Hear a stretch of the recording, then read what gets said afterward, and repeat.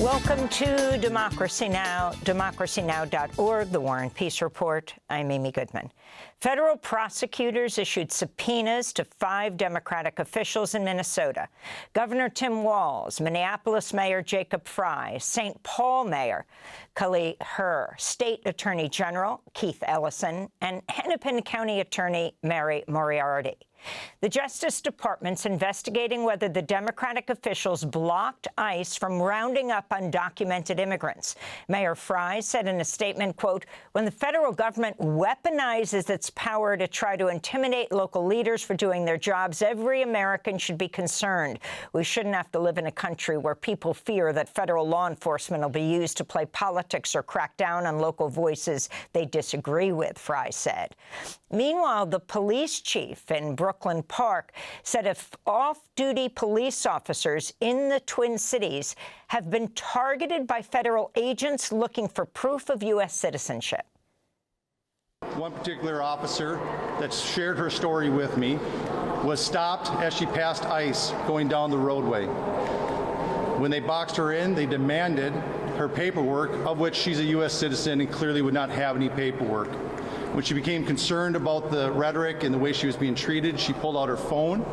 In an attempt to record the incident, the phone was knocked out of her hands.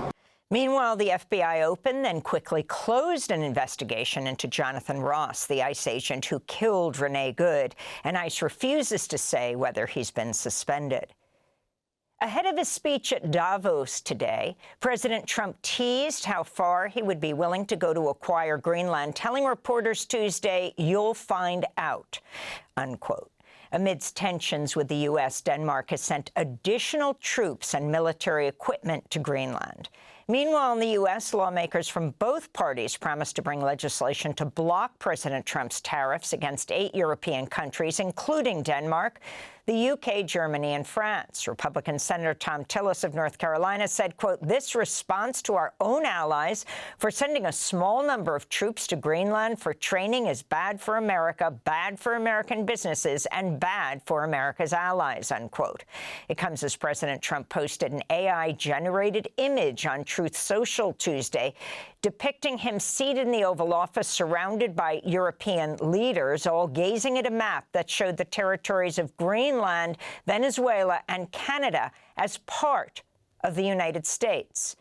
Meanwhile, Canada announced a trade deal with China, agreeing to cut its 100% tariff on Chinese electric cars. On Tuesday, Canadian Prime Minister Mark Carney received a standing ovation at Davos after a speech in which he declared the U.S.-led international order is breaking down. Let me be direct.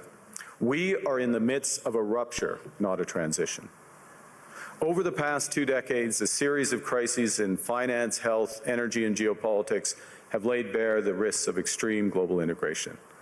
But more recently, great powers have begun using economic integration as weapons. U.S. forces have seized another Venezuelan oil tanker in the Caribbean. This is the 7th vessel to be captured by the Trump administration as part of a months-long military campaign to control Venezuela's oil. This comes as President Trump has signaled he's open to involving right-wing Venezuelan opposition leader Maria Corina Machado in some political capacity in Venezuela following the U.S. military strike that led to the abduction of President Nicolas Maduro and his wife as they now sit in a Brooklyn jail. Machado and Trump met at the White House last week, where Machado said she gave her Nobel Peace Prize to Trump. Venezuela's interim leader, Delcy Rodriguez, said Tuesday the country has received hundreds of millions of dollars from the U.S. as part of a deal to supply 50 million barrels of oil to the Trump administration. Rodriguez spoke from Caracas. Hoy debemos informar que han ingresado recursos. Today, we must report that funds from oil sales have been received. The first $500 million has been received. The $300 million has been received. These funds will be used to cover and finance our workers' incomes, to protect the purchasing power of Venezuelan workers, to protect them from the inflation and the negative impact of exchange rate fluctuations. A large Russian attack on Kyiv left the Ukrainian parliament without power Tuesday and half the capital's residential buildings without heating or power. Russian attacks also targeted the cities of Dnipro and Odessa, killing 4 people and injuring 33 across Ukraine. Kyiv residents were forced to warm up in emergency tents. It is the hardest right now. We've never had such a situation, when at the same time there was no heating, no electricity, and no water. Today, when we came after the shelling, there was no heating, no water, no electricity. And you're like that in your apartment. What could you do there? The United Arab Emirates and Israeli Prime Minister Benjamin Netanyahu have committed to joining Trump's so-called Board of Peace in Gaza. Netanyahu's wanted for war crimes committed during Israel's war on Gaza. The board has been tasked to oversee Gaza's transition following a U.S.-brokered truce between Israeli forces and Hamas, which Israel has repeatedly violated. The board's executive committee includes Trump's son-in-law, Jared Kushner, U.S. Secretary of State Marco Rubio, and former UK Prime Minister Tony Blair. French President Emmanuel Macron refused to join the board, warning it could undermine the United Nations.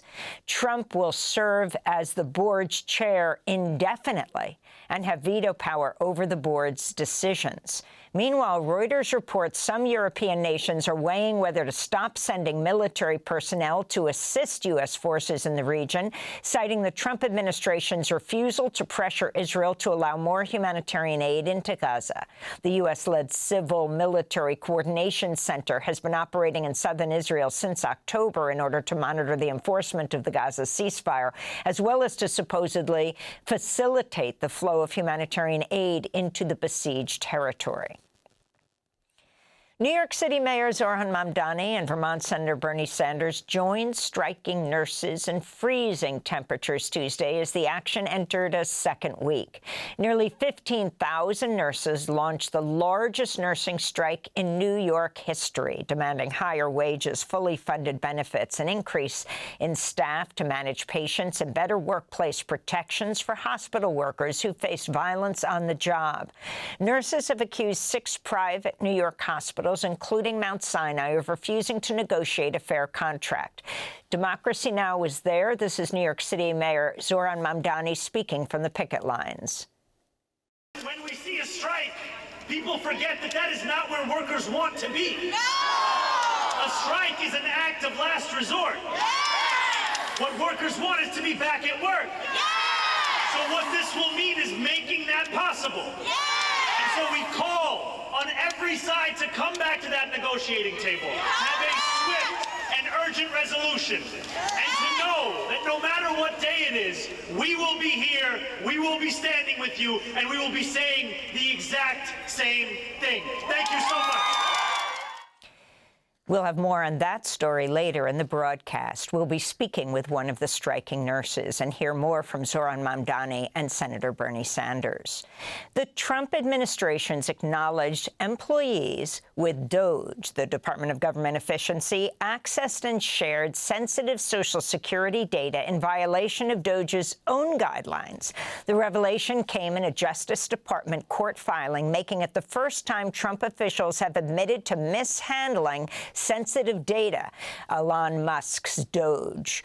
The DOJ court filing also states the Social Security Administration unveiled a secret deal between a DOGE employee and an unidentified political advocacy group which aimed to overturn election results in certain states.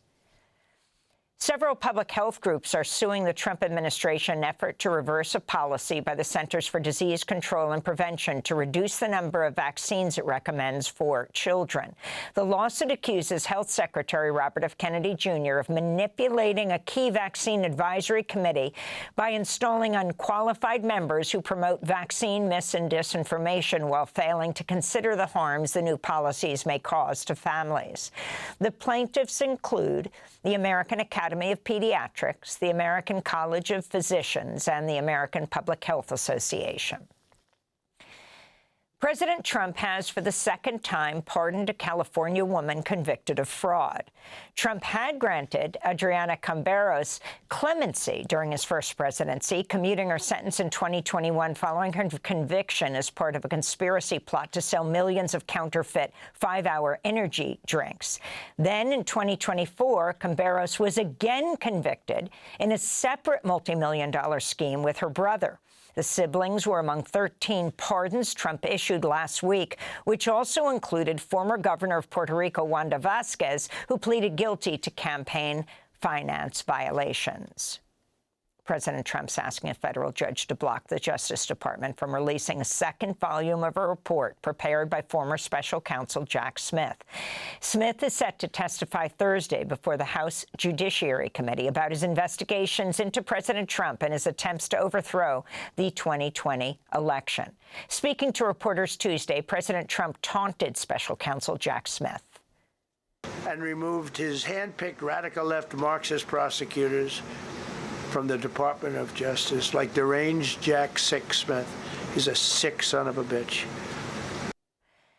The chairman of the Federal Reserve, Jerome Powell, is expected to attend the Supreme Court's oral arguments today when it hears a case about President Trump's attempts to fire Federal Reserve Governor Lisa Cook. The Trump administration's accusing Cook of mortgage fraud, an allegation she denies. Cook sued to keep her job, and the Supreme Court issued a brief order last year allowing her to stay on the board. It comes as Chair Powell confirmed earlier this month that the Trump administration had sent subpoenas to the Fed and threatened him with a criminal indictment in an attempt to pressure him to lower interest rates. The New York Times editorial board's reporting President Trump used the office of the presidency to make at least $1.4 billion. The editorial board estimates that major tech and media companies have paid President Trump $90.5 million in settlements, while noting that Qatar gifted President Trump a $400 million jet. The Trump family also made at least $867 million through various cryptocurrencies. The New York Times editorial board said, quote, "All told, Mr. Trump has profited from his return to the presidency by an amount of money equal to 16,822 times the median U.S. household income," unquote. And musician Bruce Springsteen denounced the deployment of ICE officers nationwide and dedicated his song The Promised Land to Renee Good, killed by an ICE agent in Minneapolis 2 weeks ago. This is Bruce Springsteen at a surprise performance in New Jersey Saturday. Right now we are living through incredibly critical times. The United States, the ideals and the values for which it stood for the past 250 years, is being tested as it has never been in modern times. Bruce Springsteen at a surprise performance this weekend condemning ICE actions. And those are some of the headlines. This is Democracy Now!, democracynow.org, The War and Peace Report. I'm Amy Goodman. Thanks for watching Democracy Now! On YouTube. Subscribe to the channel and turn on notifications to make sure you never miss a video. And for more of our audience-supported journalism, go to democracynow.org, where you can download our news app, sign up for our newsletter, subscribe to the daily podcast, and so much more.